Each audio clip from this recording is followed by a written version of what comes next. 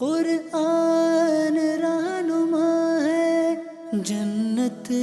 کا راستہ ہے، یہ نور ہے شفا ہے، جنت کا راستہ ہے۔ الحمد للہ رب العالمین والصلاة والسلام علی سید الانبیاء والمرسلین، اما بعد فاعوذ باللہ من الشیطان الرجیم، بسم اللہ الرحمن الرحیم۔ الصلاة والسلام علیک یا رسول اللہ وعلی آلک واصحابک یا حبیب اللہ، الصلاة والسلام علیک یا نبی اللہ وعلی آلک واصحابک یا نور اللہ۔ الحمدللہ عز وجل، رمضان المبارک کے بابرکت لمحات میں ہمارا سلسلہ قرآن رہنما ہے، یہ جاری ہے، اور قرآن کے مختلف اصول، مختلف ہدایت کے جو اصول بیان کیے گئے ہیں انہیں ہم سننے کی سعادت حاصل کر رہے ہیں۔ آج کے اس سلسلے میں بھی انشاءاللہ عز وجل اسی حوالے سے کہ قرآن نے ہماری جن باتوں میں بالخصوص رہنمائی فرمائی ہے ان میں سے ایک بات سننے کی ہم سعادت حاصل کریں گے،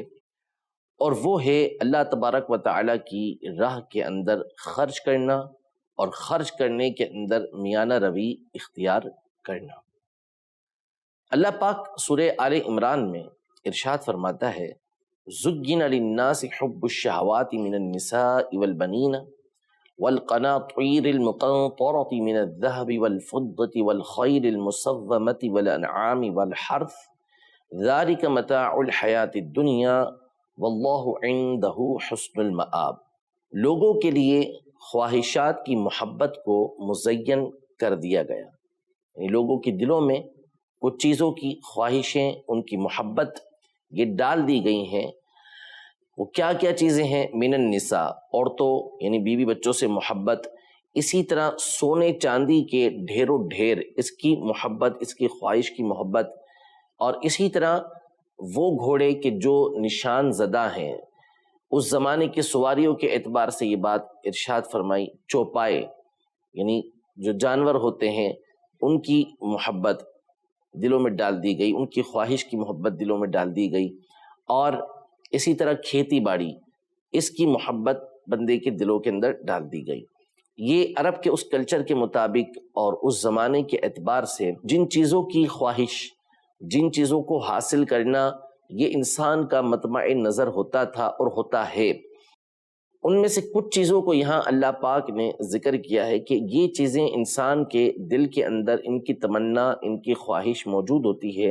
انسان یہ چاہتا ہے کہ یہ چیزیں اسے حاصل ہوں۔ تو یہ ایک طبعی اور فطری چیزیں ہیں کہ انسان کو ان چیزوں سے محبت ہوتی ہے،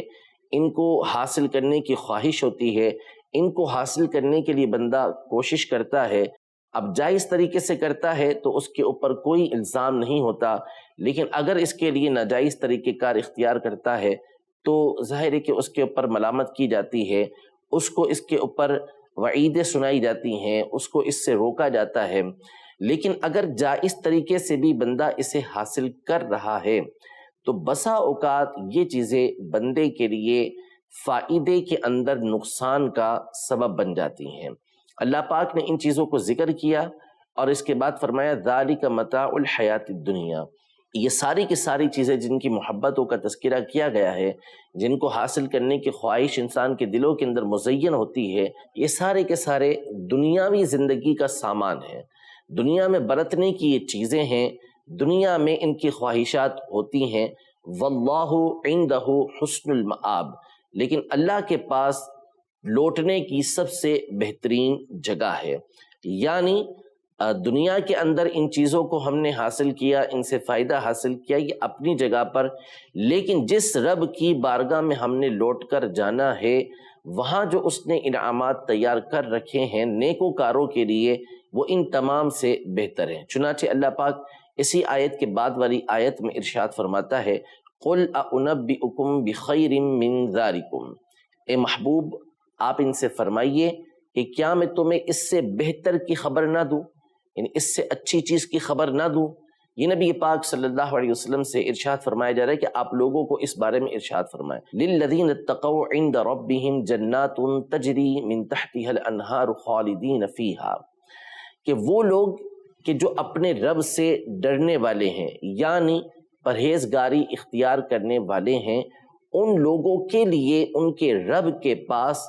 ایسے باغات ہیں کہ جس کے نیچے نہریں بہتی ہیں، یعنی جنتیں ہیں جہاں اللہ کی نعمتیں ہی نعمتیں ہیں، جہاں انعامات ہی انعامات ہیں ان لوگوں کے لیے کہ جو اللہ پاک سے ڈرنے والے ہیں۔ خالدین فیہا، وہ ہمیشہ ہمیشہ اس کے اندر رہیں گے۔ وازواج مطہرۃ، اور اس میں ان کی پاکیزہ بیویاں ہوں گی۔ ورضوان من اللہ، اور ان کے لیے اللہ کی رضا ہے،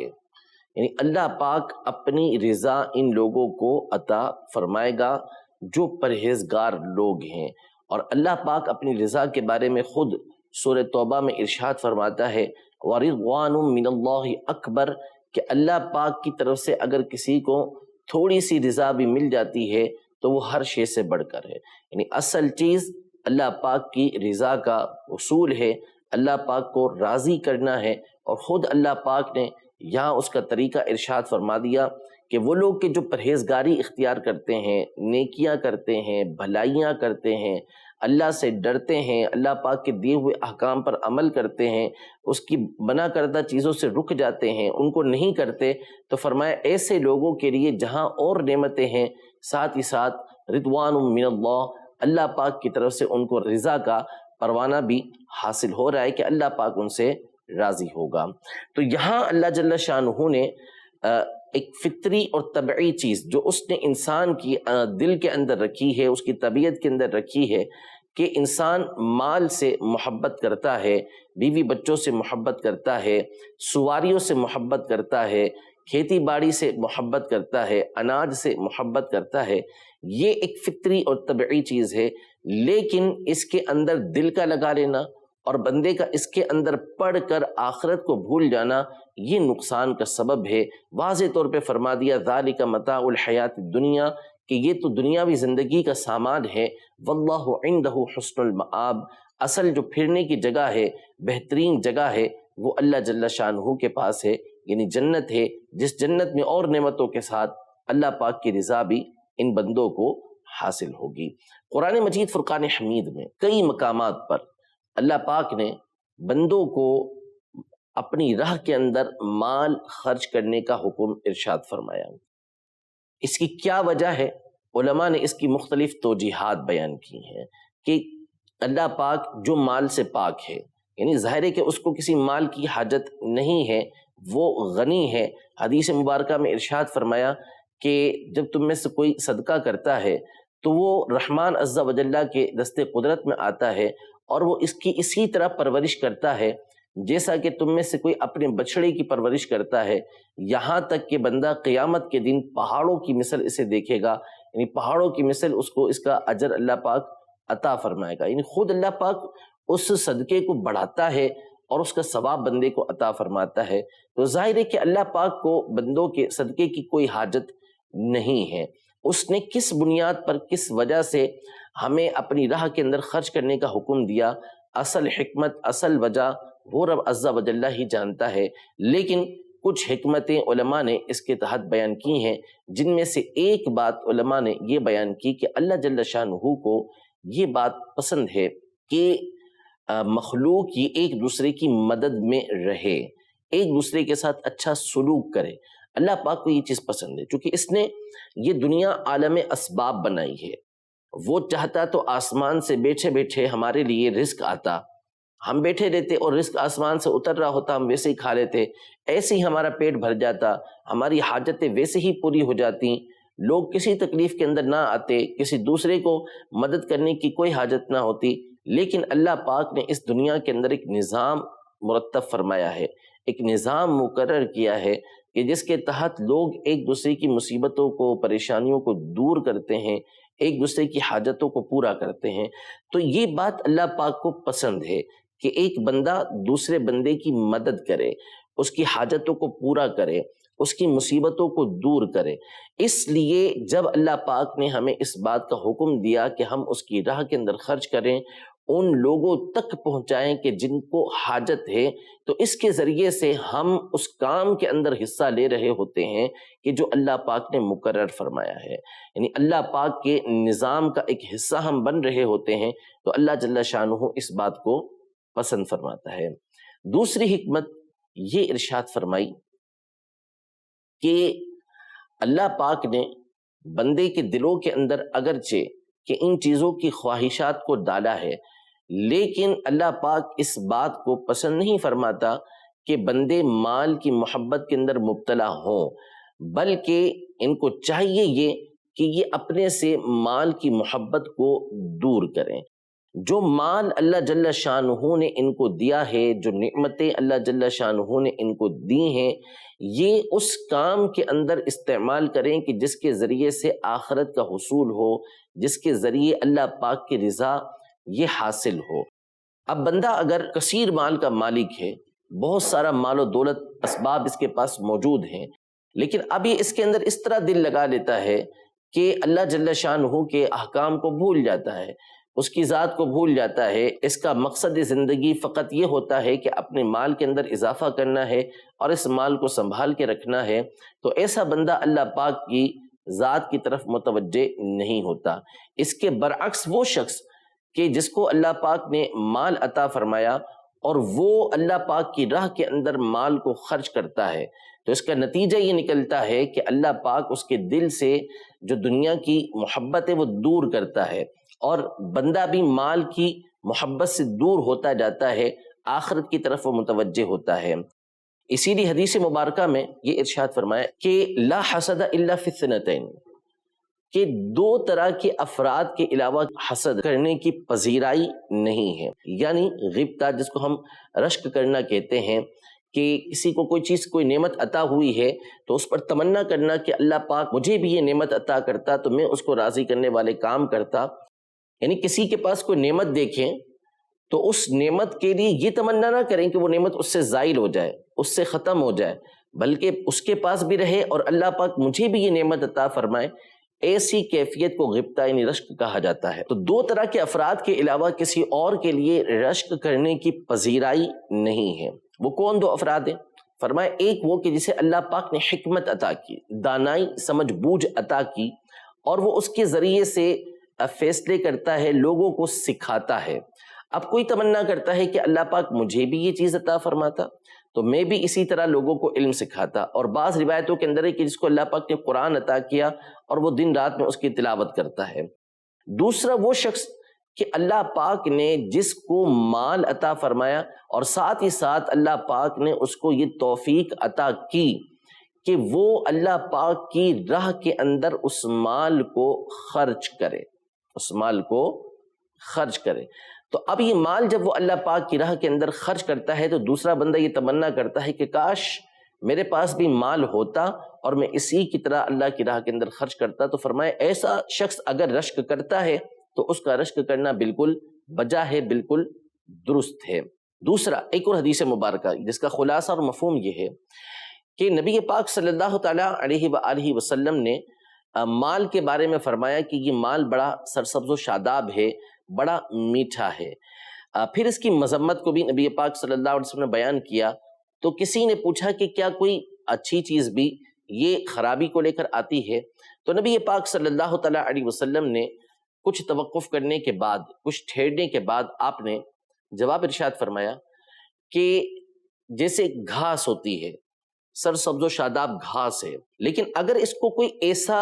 جانور کھاتا ہے، ایسا جاندار کھاتا ہے کہ جو گھاس خور نہیں ہے، تو نتیجہ کیا نکلے گا کہ اس گھاس کے کھانے کی وجہ سے وہ یا تو ہلاک ہو جائے گا یا ہلاکت کے قریب ہو جائے گا۔ جیسے مثال کے طور پہ انسان یہ بہت ساری گھاس کھا لے، یا کوئی ایسا جانور کہ جو گوشت خور ہے اور وہ اتنی ساری گھاس کھا لے، تو نتیجہ کیا نکلے گا کہ یا تو خود مر جائے گا یا مرنے کے قریب ہو جائے گا۔ تو فرمایا نبی پاک صلی اللہ علیہ وسلم نے کہ جو اس کو اس طرح کھائے گا تو ہو سکتا ہے کہ وہ مر جائے یا مرنے کے قریب ہو جائے، لیکن اگر کوئی گھاس چرنے والا جانور ہے، وہ تر و تازہ سبز گھاس پیٹ بھر کے کھاتا ہے، تو نتیجہ کیا نکلے گا کہ وہ گھاس اس کو فائدہ دے گی۔ مثال دے کے نبی پاک صلی اللہ علیہ وسلم نے فرمایا کہ اسی طرح اس دنیا کے مال کی مثال ہے کہ جو اس کو اس کے حق کے ساتھ لیتا ہے، یعنی اس کا حق ادا کرتا ہے، تو اس کی مثال تو اسی کی طرح ہے کہ وہ سبزی خور جانور، وہ گھاس خور جانور کہ جس کو وہ گھاس فائدہ پہنچا رہی ہے، اسی طرح یہ مال اس بندے کو فائدہ پہنچائے گا کہ اس کو اللہ جل شانہ نے مال دیا، اور مال دینے کے بعد اللہ پاک نے اس کو یہ سعادت عطا کی کہ وہ اس کی راہ کے اندر اس کو خرچ کر رہا ہے۔ کچھ صحابہ کرام علیہم رضوان نبی پاک صلی اللہ تعالی علیہ وآلہ وسلم کی بارگاہ میں حاضر ہوئے اور عرض کی کہ یا رسول اللہ صلی اللہ علیہ وسلم، مالدار یہ سبقت لے گئے، یہ تو آگے بڑھ گئے، ہم نمازیں پڑھتے ہیں، وہ بھی نمازیں پڑھتے ہیں، وہ روزے رکھتے ہیں، ہم بھی روزے رکھتے ہیں، لیکن ان کو مال دیا گیا، وہ اللہ کی راہ کے اندر مال خرچ کرتے ہیں، ہم مال خرچ نہیں کر سکتے، غریب تھے وہ لوگ۔ تو نبی پاک صلی اللہ تعالی علیہ وآلہ وسلم نے ان کو کچھ کلمات سکھائے کہ اگر تم یہ پڑھو تو نتیجہ یہ نکلے گا کہ تم ان کے مال خرچ کرنے سے آگے بڑھ جاؤ گے، نیکیوں میں ان سے آگے بڑھ جاؤ گے۔ وہ بڑے خوش ہوئے، انہوں نے وہ کلمات پڑھے، تو ایک روایت کے اندر یہ ہے کہ یہی کلمات پھر ان کے ذریعے سے مالدار صحابہ کرام علیہم رضوان تک پہنچے، تو انہوں نے بھی اس کو پڑھنا شروع کر دیا، تو انہوں نے پھر نبی پاک صلی اللہ علیہ وسلم کی بارگاہ میں عرض کی کہ اس طرح تو یہ لوگ ہم سے آگے بڑھ جائیں گے کہ یہ کلمات یہ بھی پڑھ رہے ہیں۔ تو نبی پاک صلی اللہ علیہ وسلم نے ارشاد فرمایا جس کا حاصل یہ ہے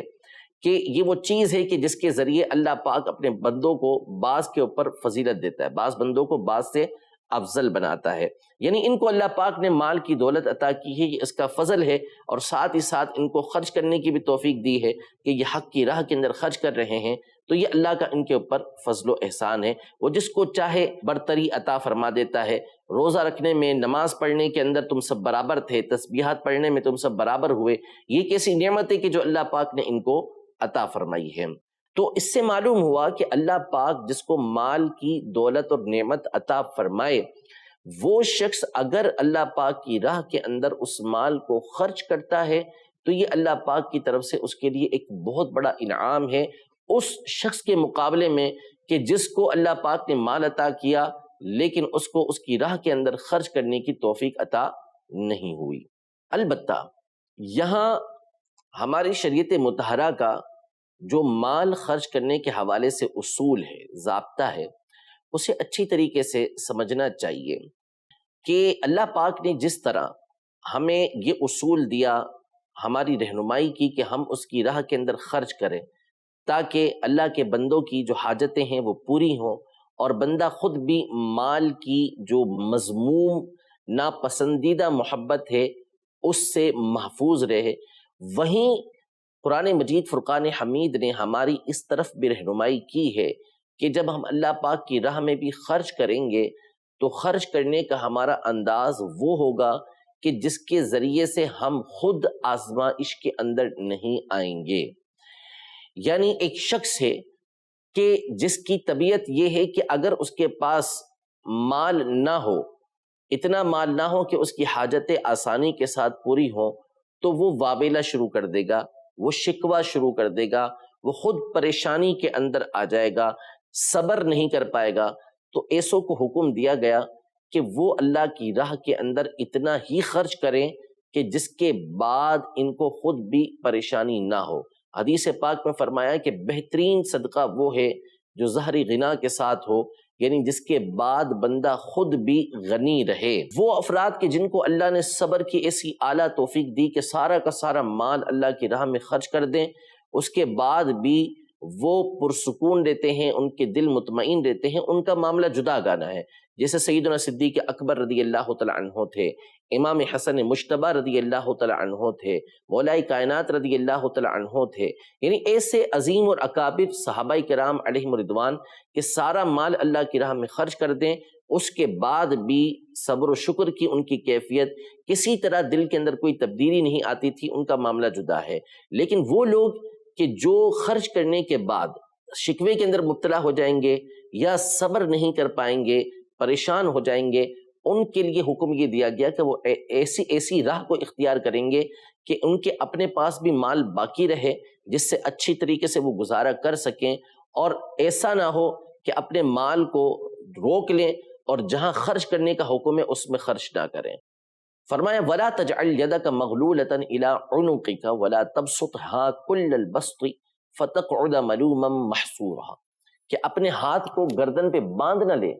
اور ایسا بھی نہ ہو کہ کھلا خرچ کر دے، نتیجہ یہ نکلے کہ تو اپنے گھر کے اندر ملامت کیا ہوا اور تھکا ہرا بیٹھا رہے۔ یعنی ایسا نہ ہو کہ تمہارا ہاتھ گردن پر اس طرح بندھا ہوا ہے کہ جہاں خرچ کرنے کا حکم ہے وہاں خرچ کرنے کے لیے بھی تمہارا ہاتھ جیب کے اندر نہیں آ رہا، بلکہ جہاں خرچ کرنے کا حکم ہے، اپنے بیوی بچوں پر خرچ کرنا ہے، زکوٰۃ ادا کرنی ہے، صدقہ فطر ادا کرنا ہے، نان نفقہ جس کا مقرر کیا گیا اس کو دینا ہے، وہاں بھی خرچ ہو، اللہ کو جہاں خرچ کرنا پسند ہے وہاں پر بھی خرچ ہو، اور ایسا بھی نہ ہو کہ کھلا خرچ کر دو اور پھر اس کے بعد خود لوگوں سے مانگتے پھرو، یہ دونوں چیزیں نہیں ہونی چاہیے۔ تو اللہ جل شانہ ہم سب کو شعور عطا فرمائے، قرآن کے اس رہنما اصول کو جاننے کی توفیق عطا فرمائے کہ ایسا نہ ہو کہ ہم مال کی محبت میں اس قدر غرق ہو جائیں کہ اللہ پاک کے حقوق کو بھول جائیں، جن چیزوں پر اللہ پاک نے خرچ کرنے کا حکم دیا ہے وہاں پر بھی ہم خرچ نہ کریں، اور یہ بھی نہ ہو کہ ہم فضول خرچوں کے اندر شامل ہو جائیں اور ایسے مقامات پر اپنے مال کو خرچ کرنے لگیں کہ جہاں خرچ کرنا اللہ پاک کو پسند نہیں، گناہ کے کاموں میں خرچ کرنے لگیں، ایسے بے فائدہ کاموں کے اندر کہ جس میں نہ دنیا کا فائدہ نہ دین کا فائدہ ہے خرچ کرنے لگیں۔ دونوں چیزیں جو ہیں وہ ناپسندیدہ ہیں۔ اعتدال کو اختیار کرنا یہ اللہ اور اس کے رسول کو پسند ہے۔ رب العزت جل وعلا ہم سب کو قرآن کے اس رہنما اصول پر عمل پیرا ہونے کی توفیق عطا فرمائے، آمین بجاہ النبی الامین صلی اللہ تعالی علیہ وآلہ وسلم۔ قرآن رہنما ہے، جنت کا راستہ ہے، یہ نور ہے شفا ہے، جنت کا راستہ ہے۔